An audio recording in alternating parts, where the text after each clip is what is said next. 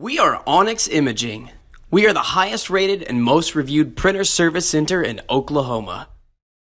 Hey there YouTubers, it's your girl Brett over here at Onyx. Today I'm going to show you how to clear a paper jam, and I'm working with an HP LaserJet P4015dn. So there's only a couple places with this printer that you will find a jam. The first place you want to check is under the toner. So lift this top patch up, pull your toner out. If it's in here, you would then see it right here. Anytime you are removing a jam, you want to make sure to pull gently and slowly. You never want to pull really hard or yank. It could damage a sensor or rip some paper off inside of it and result in causing more jams. The next place you want to take a look at is going to be the back. Right here, this one's pretty simple to pull out. You literally would just pull up and out.